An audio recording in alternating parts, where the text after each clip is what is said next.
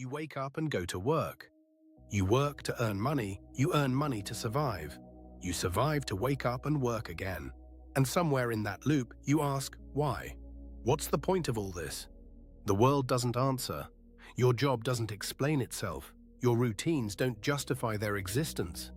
You're left standing in the middle of your life, waiting for meaning that never arrives. This is what Camus called the absurd. The absurd isn't a philosophy. It's a feeling. It's the collision between your need for meaning and the universe's silence. You want answers. The world offers none.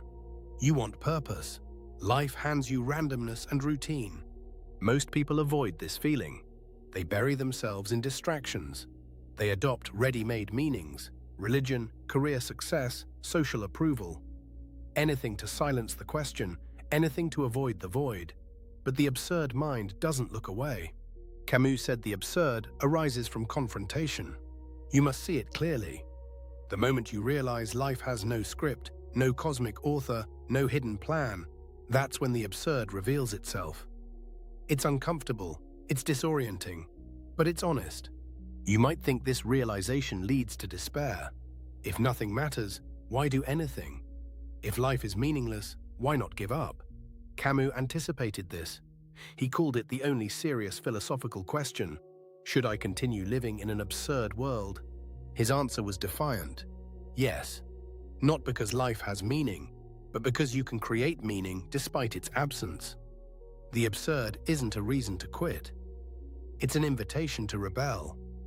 To live fully, knowing nothing guarantees your efforts matter. Camus used the myth of Sisyphus to explain this. Sisyphus was condemned to roll a boulder up a hill forever. Every time he reached the top, the boulder rolled back down. No progress, no reward, pure repetition. Sound familiar? Your daily routine might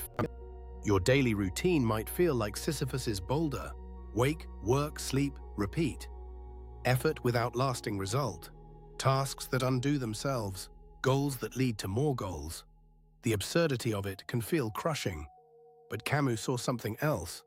He imagined Sisyphus happy, not despite the meaninglessness, but because of it. Sisyphus owns his fate. He's not waiting for the gods to rescue him. He's not hoping the boulder will stay at the top. He accepts the absurd and chooses to push anyway.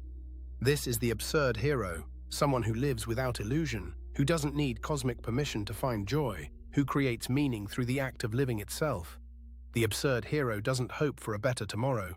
They engage fully with today. You see this in people who work without needing glory, who love without demanding permanence, who create knowing their work will fade. They're not naive, they know nothing lasts. But they do it anyway. That's the rebellion Camus admired. The absurd mind doesn't escape into fantasy. It doesn't pretend life has a hidden purpose waiting to be discovered. It accepts reality as it is. Indifferent, random, finite, and then it chooses engagement over resignation, presence over escape. This is where beauty enters. Not the beauty of meaning, but the beauty of existence itself, the warmth of sunlight, the taste of food, the sound of laughter. These things don't need to mean anything. They simply are, and that's enough. Camus called this living without appeal. You don't appeal to gods, destiny, or future redemption. You don't justify your existence through external validation. You live for the experience of living. The absurd becomes liberating because nothing is owed. Nothing is obligated.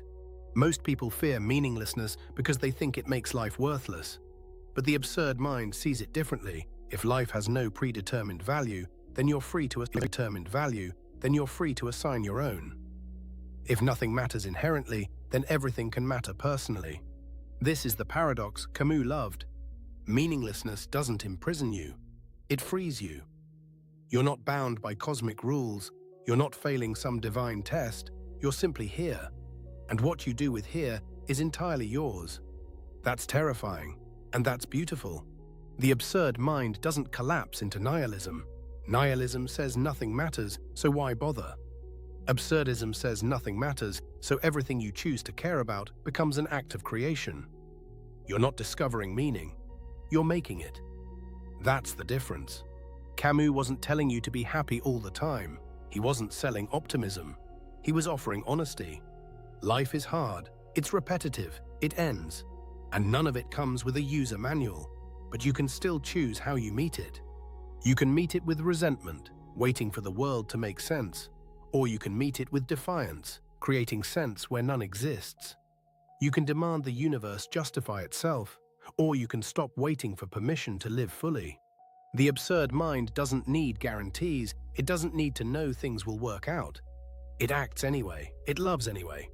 It creates anyway, because the alternative, paralysis, despair, withdrawal, is a kind of death, and the absurd hero chooses life.